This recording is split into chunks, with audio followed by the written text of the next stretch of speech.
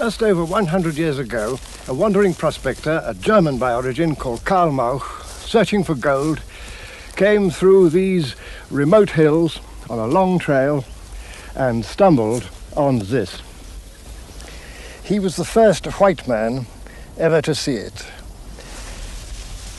And what he'd found, though he didn't know, were the largest man-made structures in any part of old Africa south of the valley of the Nile. What were these mysterious ruins found so unexpectedly in the far interior of Africa? About the ancient history of the black peoples, nothing was remembered in the outside world or even known. Today, at last, we're beginning to learn. We know now that these great buildings stood at the heart of a powerful black kingdom.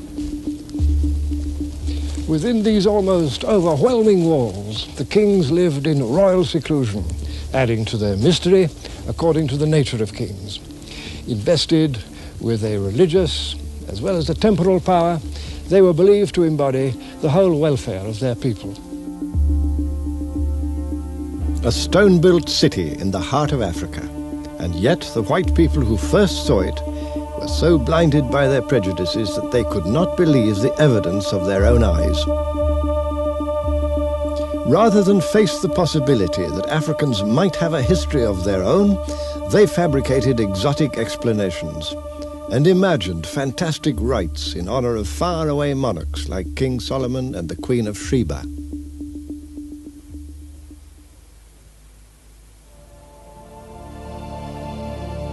The famous German philosopher Friedrich Hegel had set the tone. Though he'd never been to Africa and knew nothing of its people, this was his publicly expressed opinion in 1831. This is the land where men are children, a land lying beyond the daylight of self-conscious history and enveloped in the black color of night. At this point, let us forget Africa, not to mention it again, for Africa is no historical part of the world.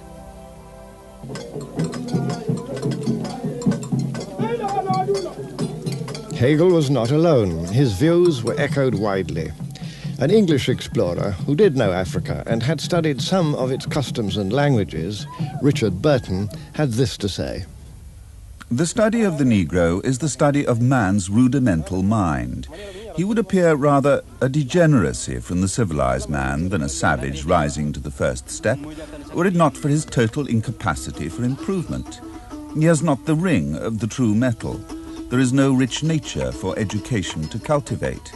He seems to belong to one of those childish races, never rising to man's estate, who fall like worn-out links from the great chain of animated nature.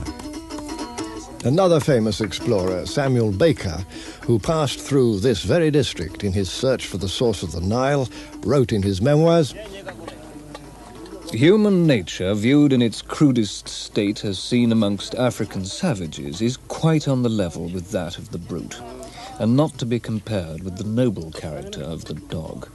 There is neither gratitude, pity, love, or self-denial, no idea of duty, no religion, nothing but covetousness, ingratitude, selfishness, and cruelty."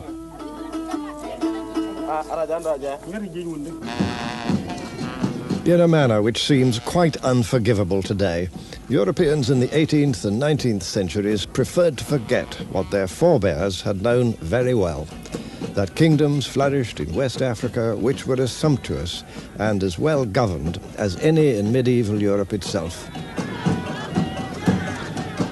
What is more, the reports of traders and diplomats who visited these kingdoms assumed no attitudes of racial superiority. Racism, in fact, is a rather modern sickness.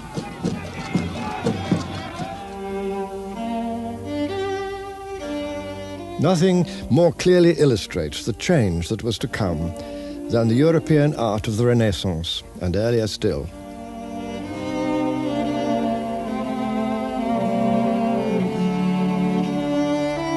White and black take their place in these paintings with equal dignity. There's no hint here of what a later world was to call human nature in its crudest state. And this acceptance of equality between black and white had also been a keynote of the Middle Ages. Among the revered saints of Central Europe was the black martyr, St. Maurice. As we shall see, he is one of the heroes of this story. What then was the cause of this enormous change in white attitudes from equality to racist prejudice?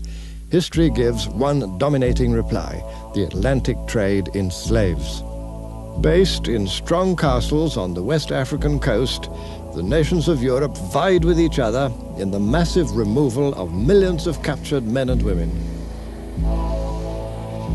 Their guns were not pointed at Africa, which was seldom regarded as a source of danger, but out to sea, ready to face rival ships suddenly appearing over the horizon. Africans, of course, have not been the only victims of racism and color prejudice. But if, as I believe, they've suffered more acutely than the other peoples of the world, the reason lies here. For over 300 years, this magnificent coast was the scene of organized and systematic cruelty.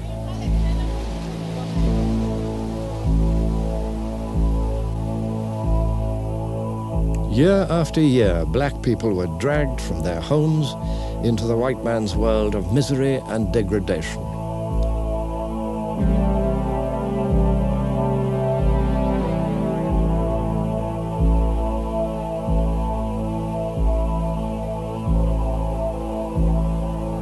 They were presented as less than human, objects for buying and selling, like cattle, against whom any act of violence and debasement was justified. Wherever the slave trade spread its ruin, the stability and fabric of African life were destroyed. But something else was also destroyed, and that was the mutual respect which had previously existed between white and black.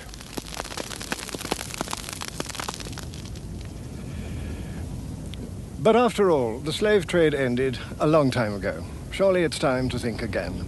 Those old ideas about black inferiority were completely wrong, without foundation. As it happens, modern science has given us a vast fund of new and reliable knowledge which shows that the black peoples do indeed have a history of their own, as rich and strange, as long and sometimes surprising as any major branch of the human family.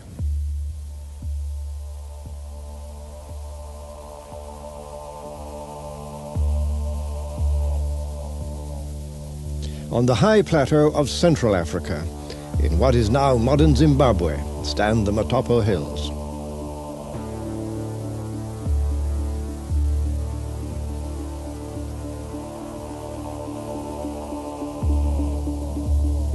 Large numbers of leopards inhabit these rock formations, which in their strange mystery and shape seem to take us back to the carvings of ancient African history. To the people of this region, this unearthly landscape has always been a sacred place, and still is to this day. Tucked away in these Matopo hills, there are messages from the very dawn of history.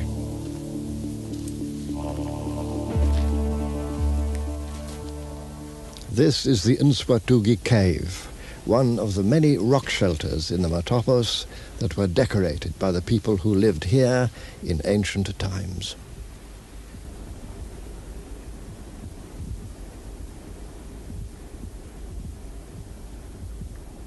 These truly marvelous rock paintings were inspired by motives that we don't know. Probably there was a variety of motives, as with all great art.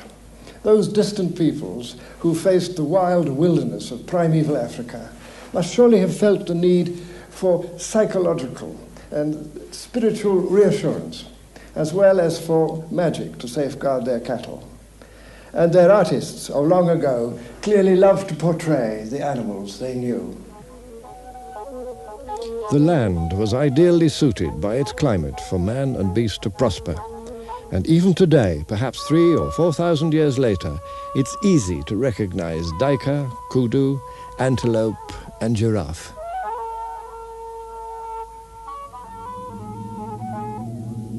The arid wilderness of the Great Sahara, 3,000 miles to the north, could hardly be in greater contrast.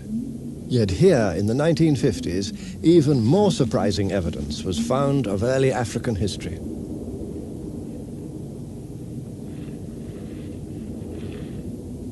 Today, the place belongs to the creatures of the desert, lizards, scorpions, and snakes that can survive the searing temperatures of this thirsty land, one of the driest and most desolate regions on Earth. Water is the rarest and most precious commodity. Yet even here it must once have flowed in abundance.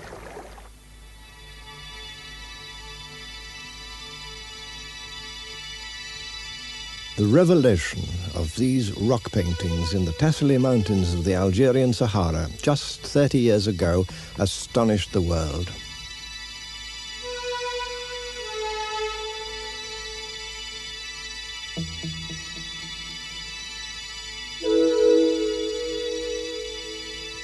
Whole communities of people who were obviously African in origin had created marvelous galleries of ancient art depicting most vividly the life of the Green Sahara as it must once have been. First we see hunting folk and the animals they lived among, the clearest proof that this region of the Sahara long ago teemed with wild game. The earliest paintings may be 7,000 or 8,000 years old. But not all the people who inhabited this huge region were nomadic hunters. This horse, complete with saddle and bridle, points to the development of transport systems and traders. And this ox-drawn plough to the planting and growing of crops.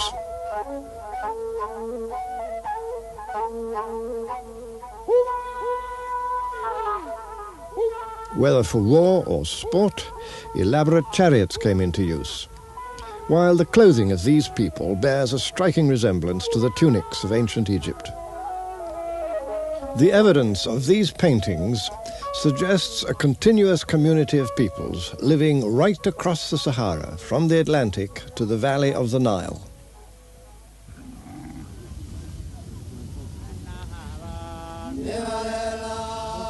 Then, some 4,500 years ago, the climate began to undergo a disastrous change.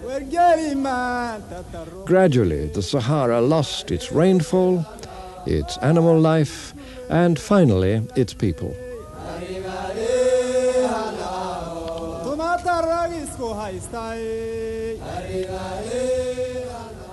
Abandoning their increasingly arid pastures, more and more people from the Sahara had to join their forerunners and follow the trails in search of a secure supply of water.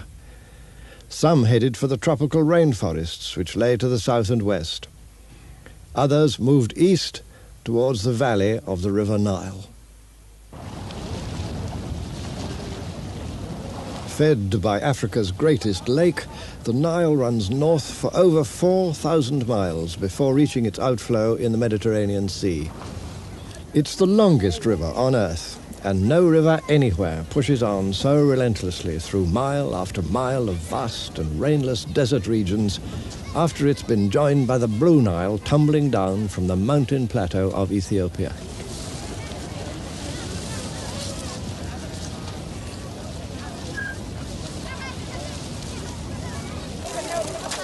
But the Nile is more than a great river.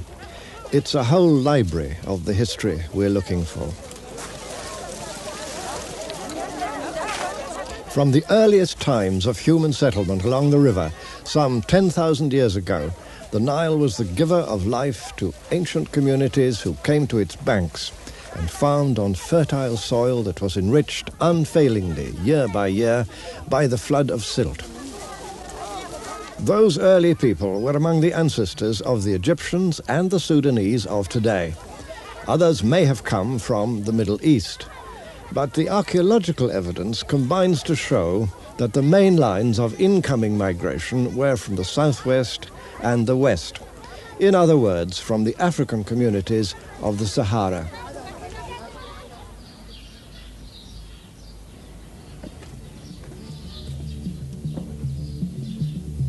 5,000 years ago, this homeland had already become the scene of a civilization in many ways unmatched anywhere else in the ancient world. This is where we have to begin, in the Egypt of the pharaohs, in the African land that was the gift of the god of the Nile. It's easy enough to believe, within these corridors built to a gigantic scale and yet wonderfully proportioned, that you've entered a world sprung complete from the lap of the gods. Egypt of the pharaohs was the greatest and the oldest and the most inventive of all the high civilizations of antiquity. And it flourished for 3,000 years. It set a pattern, an example for peoples near and far. But where were its roots, its origins, its starting point? Most of us have believed or have been taught that the glories of the pharaohs could never have been created by African people or African ideas because, it's been said, Africans could never have built a high civilization. Here reigned for dynasty after dynasty the kings who wore the double crown, the combined crown of Upper Egypt and of the Delta. But what had they to do with Africa? How could this grand hierarchy of gods and spirits have anything in common with the superstitious mumblings of the black peoples of inner Africa?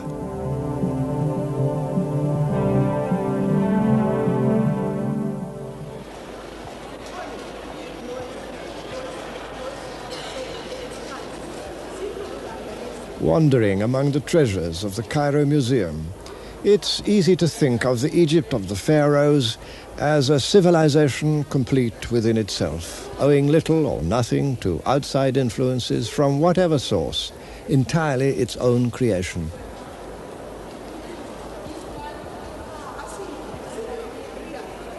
And I imagine that most visitors conclude as they listen to their guides that a statue such as this of the young king Tutankhamun may have turned very black in the course of centuries, but could not have been a black man in the first place. It's a view which is now increasingly under challenge, not least from African historians and archaeologists.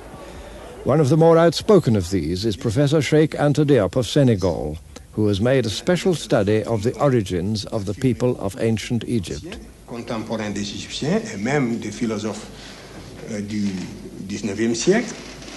Voici, dans le tombeau de Ramsès III, au XIIe siècle avant Jésus-Christ, les 4 races connues des Égyptiens représentées sur le même plan.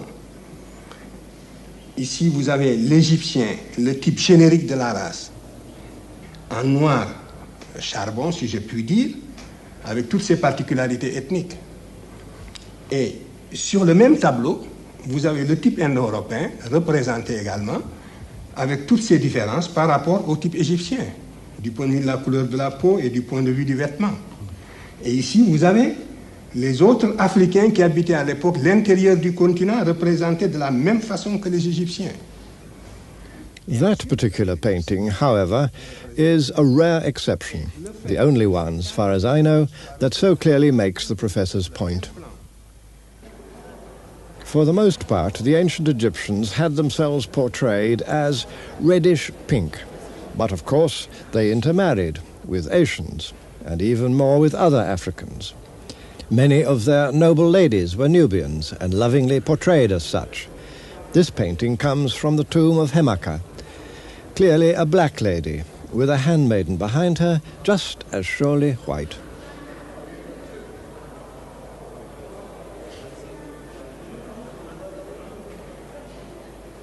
It followed that the royal children were often black as well, as was King Senusret, seen here wearing the white crown of Upper Egypt. Or this pharaoh, of unknown name, but obviously of high prestige in his time, and just as clearly African.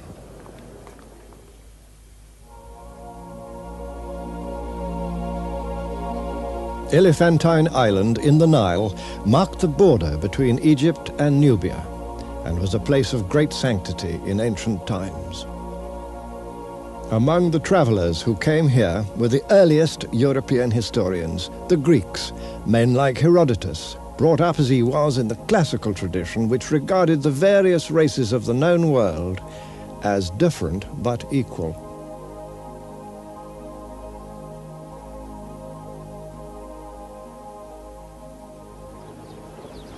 The Greeks knew Egypt well and firmly believed that the original Egyptians were black people who had come from the south to settle the land of the Nile. But Herodotus himself got no further than this. He was prevented by the first cataract from travelling further south. And so he never saw the huge temple which Ramesses II chose to build here at Abu Simbel, further south into inner Africa than any other great monument built by the pharaohs to celebrate their power. A few years ago, with immense ingenuity, the entire structure was lifted to a new site, above the artificial lake which has drowned all the sites of the most ancient kingdoms that flourished here in Nubia, even before the first of the pharaohs. But why should he have built this great temple so far to the south? Perhaps because his queen, Nefertari, was herself a Nubian. And also because these were the people of the south, whom he wanted to impress with evidence of the prisoners he'd taken in faraway Syria and Asia Minor.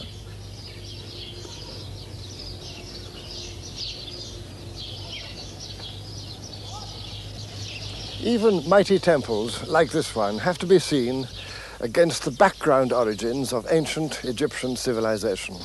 And those origins, in the light of modern science, were above all African. No matter what ideas or customs the pharaohs may have found in the Asian lands they conquered, Egypt's beginnings were in the south, in this inner Africa, which the ancient Egyptians called the land of the gods, of the African gods whom they revered as their guardian spirits. The time came when Egyptian conquests ended. 400 years later, it was the turn of the kings of the south of Nubia, who now marched north to subdue the power of Egypt itself.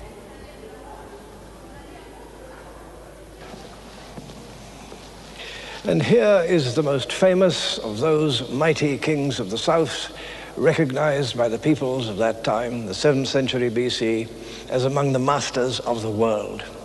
This one, as it happens, received a favorable mention in the Bible, in the Book of Kings, as the emperor of Kush and of all Egypt, whose name was Taharka.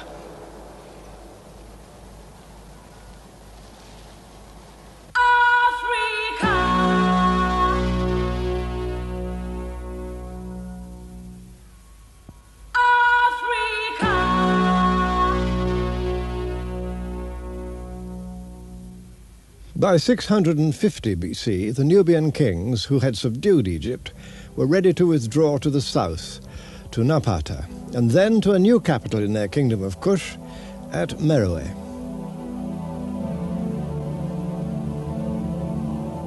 And there we must follow them if we are to understand the history of this inner Africa, which exercised so strong an early influence on ancient Egyptian civilization, and which later was to reflect that influence.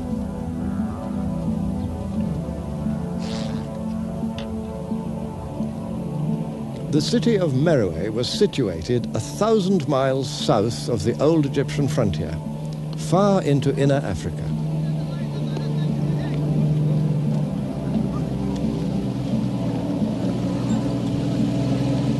I never come here without a sense of wonder, for right ahead, in the midst of this pitiless desert, there stands one of Africa's great historical surprises.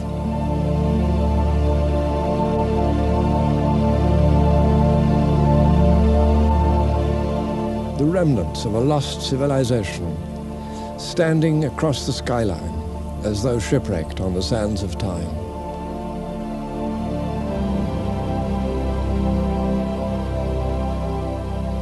These are the pyramid tombs of the kings and queens of Meroe, who reigned and were buried here through more than 6 centuries.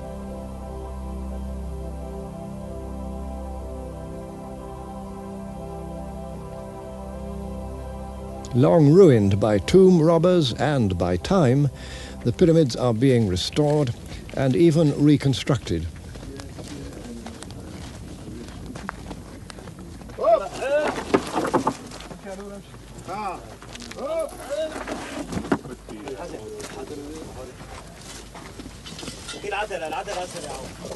Meroitic civilization still presents many puzzles. One is that the monarchs of Kush built their pyramid tombs long after such monuments had ceased to be raised in Egypt. Partly because the pyramids of Meroe are neither as old nor as massive as those of Egypt, it's been assumed that all this was a mere provincial copy of that greater civilization.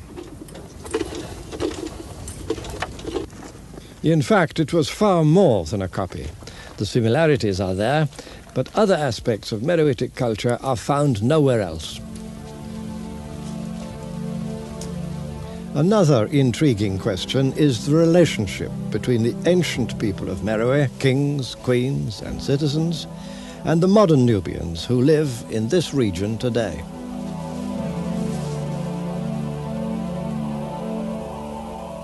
We can still see their stylized portraits in stone, but what did they really look like? I asked Dr. Ali Osman of the University of Khartoum. Oh, they look like me, of course. I am a Nubian. Very much the Nubians of today are the Nubians of yesterday. We got to understand that rather carefully, because the Nubian culture actually have not yet been very much explored. The Nubians from within.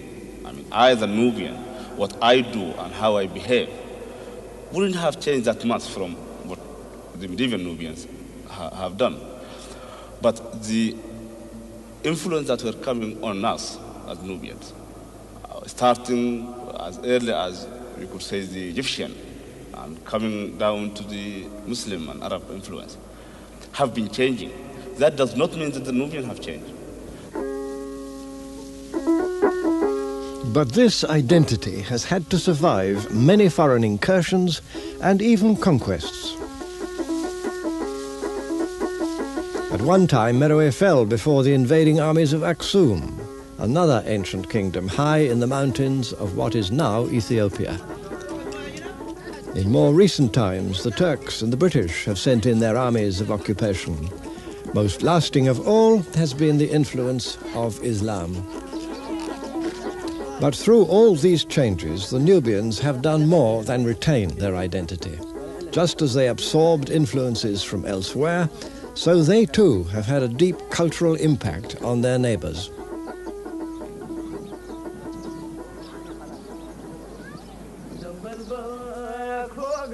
They build now as they've always built, in all probability just as the people of Meroe built, with an old effort-saving rhythm, constructing mud walls to defy the scorching heat of the Nubian summer.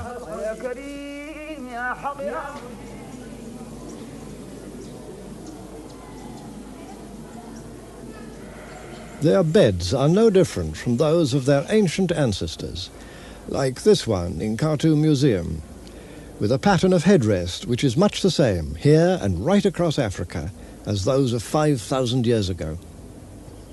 And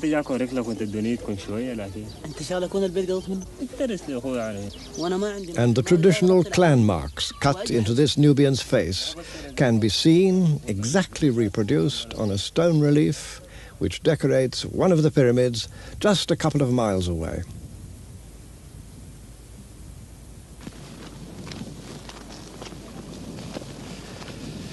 It's been said that Meroe was the Birmingham of ancient Africa. And that wasn't altogether a flight of fancy, for the people of Meroe had a very extensive iron-making industry. Just consider this enormous pile of industrial waste, of slag. It proves that among the major activities of the people of this flourishing city was to smelt iron. And here is a bit of the residue. A few yards away stood the great temple of Ammon, Meroitic, although dedicated to a very Egyptian god.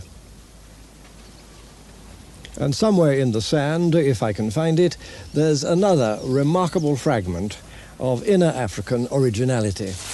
Here it is, a stone inscribed with a fully operative script that was invented for the African language of Meroe in the 3rd or 2nd century BC.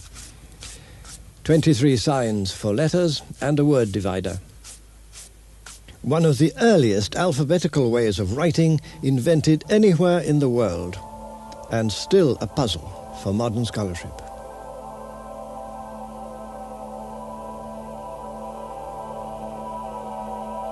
In wealthy houses surrounding the temple were found some of the comforts and enjoyments of Meroitic life. The style of these pots is uniquely Nubian and repeated nowhere else in the Nile Valley.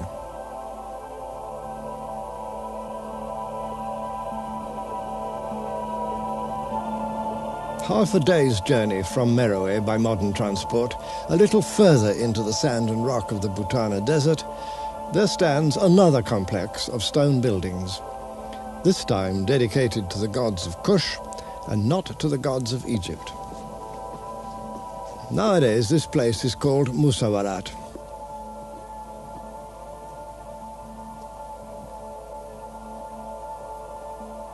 Strange hints remain among the ruins, like this old lion in the sand.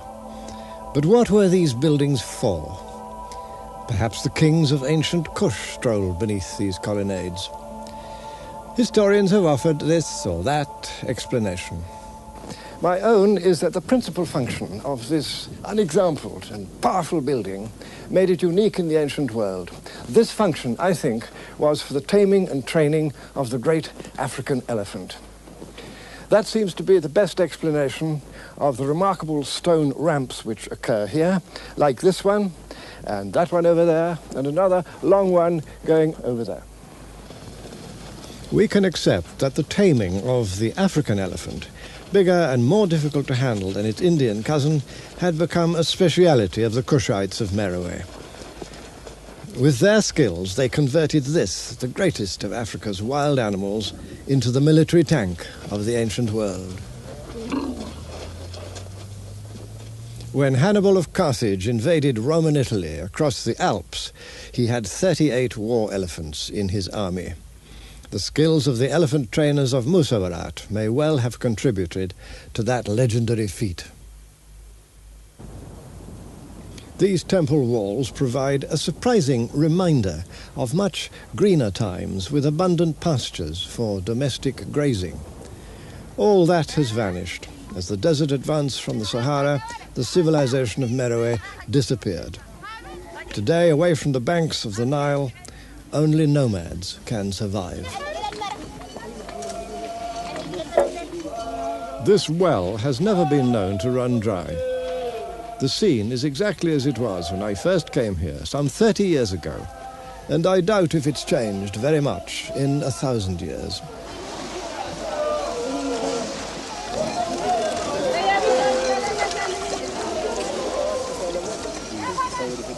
Proud and self-sufficient, these people seem untouched by the modern world. It's rare to see a single mass-produced item among their belongings, or anything made of plastic. It's as if they share a determination to rely on nothing but themselves and their animals. Visiting Europeans have usually made the mistake of judging the degree of civilization among different peoples by the number of their possessions.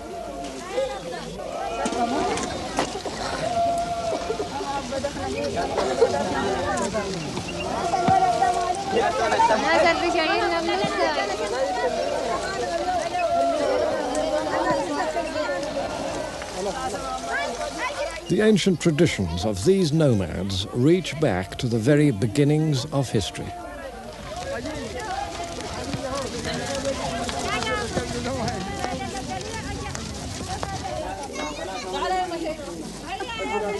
And should they still remember their ancient gods, those too are still here, not yet swallowed up by the encroaching sand.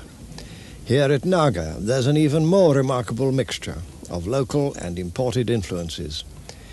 King Natakameni triumphs over his prisoners in a very Egyptian style.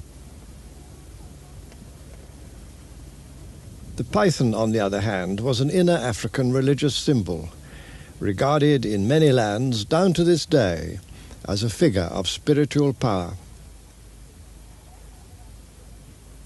And this representation of the lion god looks quite Indian with his 3 heads and 4 arms, but he too is uniquely Meroitic. The kingdom of Kush collapsed in the 4th century AD, but evidence has recently come to light that some of its people migrated across the plains of Kordofan towards the Nuba Hills.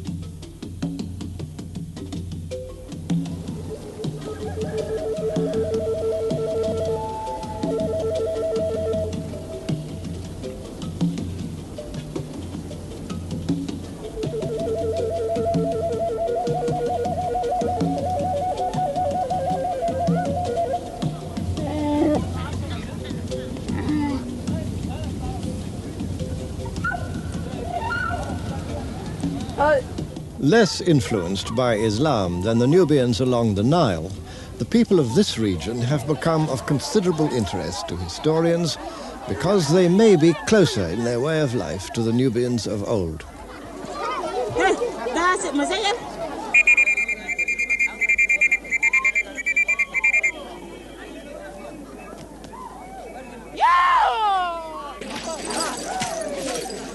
As it happened, we chanced on a special day among these Nuba people, a bit like a cup final.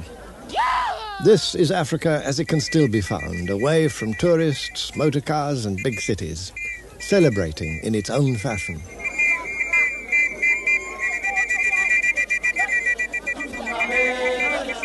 A number of cultural links have been found to suggest that these people may well share a common heritage with distant ancestors who lived in the time of the kings and queens of Kush.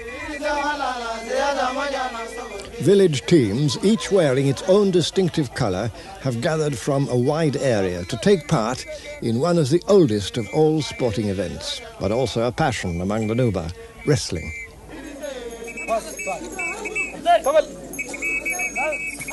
So intricate are the rules governing not only the contest itself, but also exactly who may wrestle with whom on the basis of family relationships, that it's almost impossible for a visitor to follow all the moves.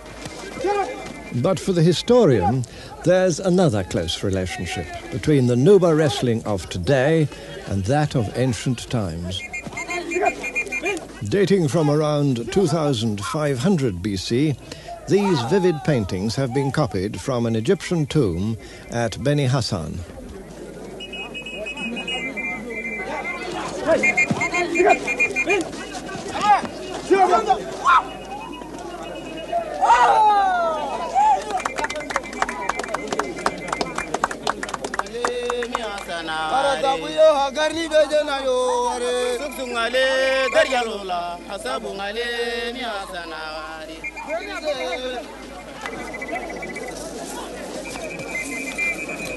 Increasingly, it seems that these people can indeed trace their past back to civilizations in antiquity. And their ancient sport provides one more small piece of evidence of a continuous social tradition that's lasted for centuries.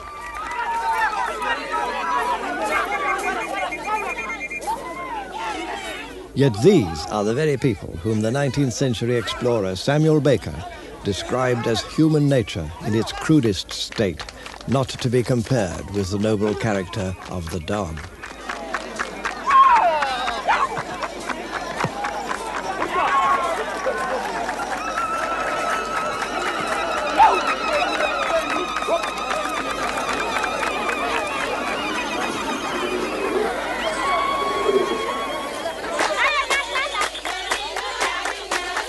After the contest comes the celebration.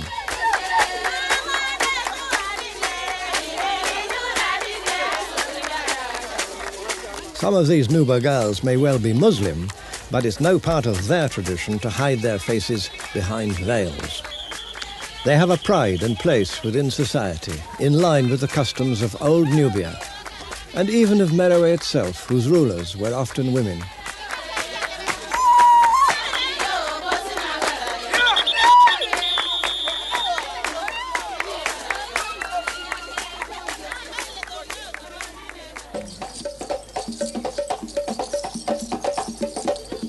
In another part of the Nuba Hills, just a few miles to the southeast, the teachings of Islam have made no headway at all.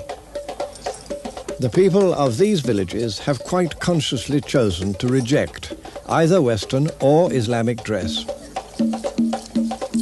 Free spirits under an African sky, young girls dance as much for their own pleasure as for the spectators, breathing life into these astonishingly similar images of Nubian dancing girls, performing for the pharaohs 5,000 years ago.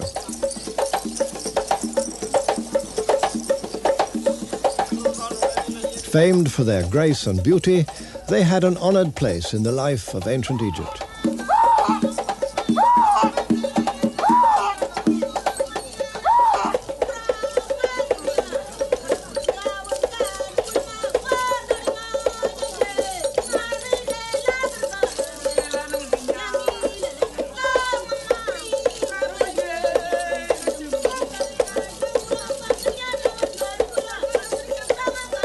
That the one should still be regarded as primitive and the other as part of the world's cultural heritage reflects on the ignorance and prejudice of the modern world,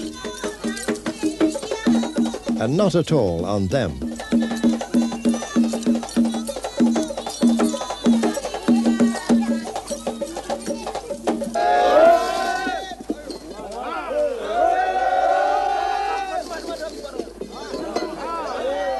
On the day that I visited Meroe, a pyramid was being rebuilt, not with the aid of bulldozers and cranes, but by the traditional techniques used in their original construction.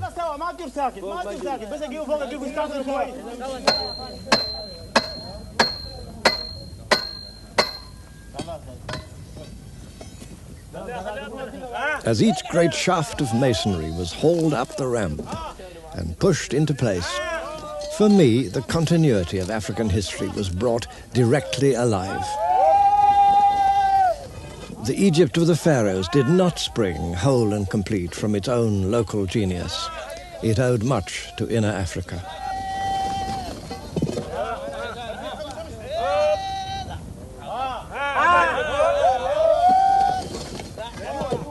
In the years ahead, more evidence will surely come to light which will emphasize that it's to the whole of the Nile that we must look, and to lands lying far in the interior for the source and origin of these great civilizations that have flourished along its banks. The last of these pyramid tombs was completed around AD 340.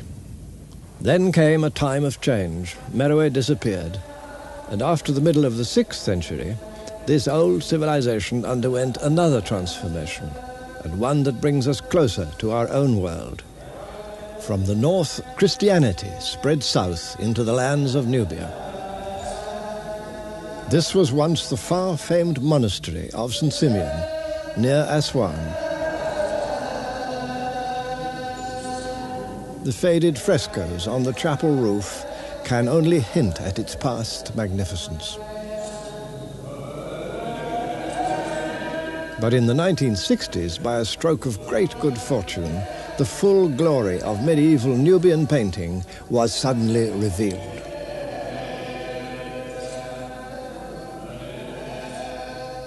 The story behind the finding and the saving of these wonderful mural paintings is almost a miracle. As the waters of Lake Nasser rose to engulf the old Christian Nubian city of Faras, archaeologists managed to dig down to the level of the long-buried walls of its cathedral founded in AD 707. And pulling away the dry sand, they saw what nobody had seen for centuries, these paintings, and removed them in the nick of time. Now safely in Khartoum Museum, they glow once again with their distant message of art and piety.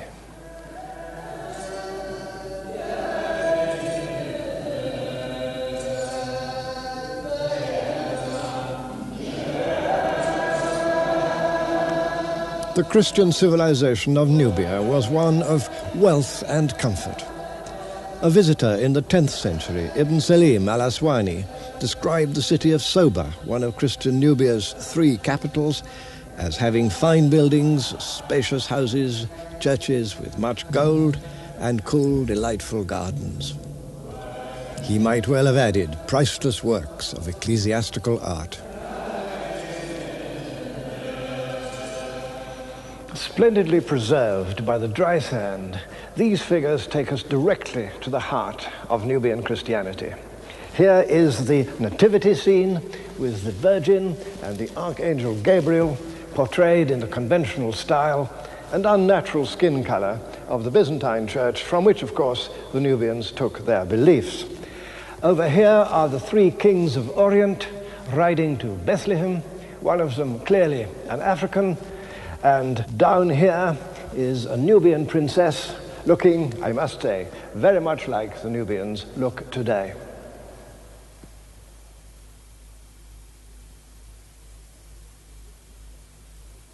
These are portraits of Nubian bishops.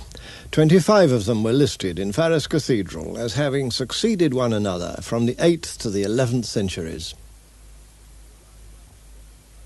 The line might have stretched right up to the present day, so settled and secure did Christian Nubia appear. But it was not to be.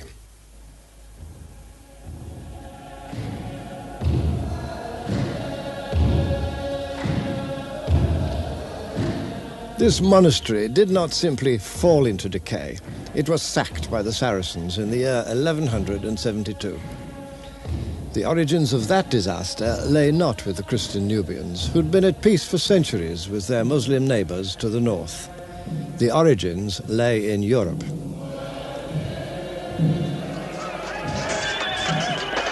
The first of the great crusades, whose purpose was to recapture the holy places from the Muslims, set out in the year 1096.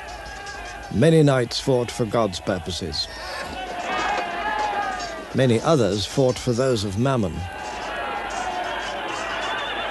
As one crusade followed another, those first high purposes became corrupt. The holy cause turned into a reckless rush for loot.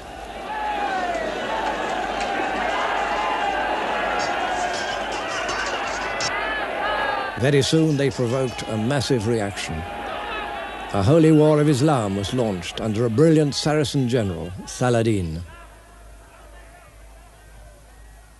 From his great citadel in Cairo, Saladin set out to crush not only the European invaders, but also, and this is something that a later world forgot, their African allies in the south.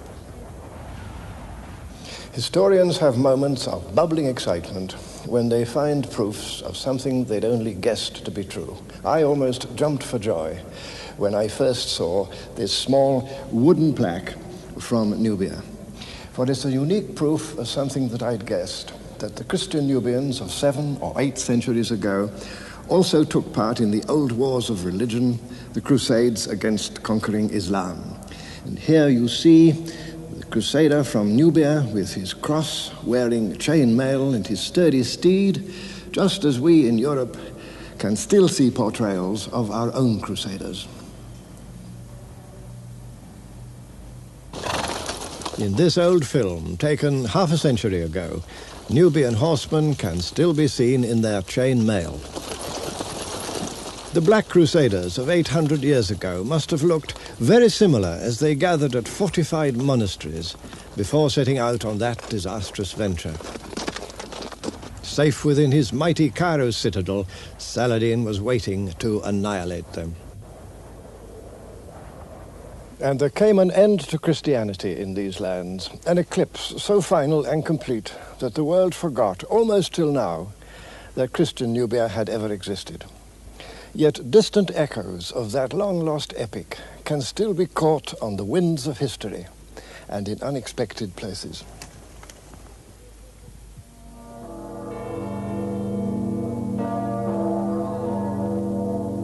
The Cathedral of Magdeburg, a famous capital of medieval Germany.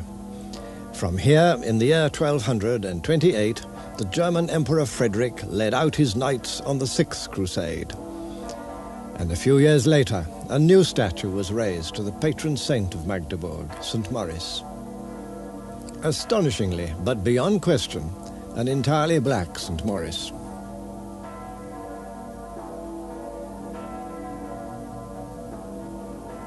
Until then, the many statues of St. Maurice around Western Europe had invariably shown this military saint as white. But here at Magdeburg, St. Maurice suddenly became black. Unmistakably, to my mind, the Black Knight of Christian Nubia, Christ's warrior from the distant south. So here his noble figure stands to this day, certainly the most important, perhaps the most moving sculpture of an African in all the history of European art. It was created and set up in this great German cathedral to honor the fame and virtue of an African friend and ally, different in face and form, but just as surely equal in dignity and human worth.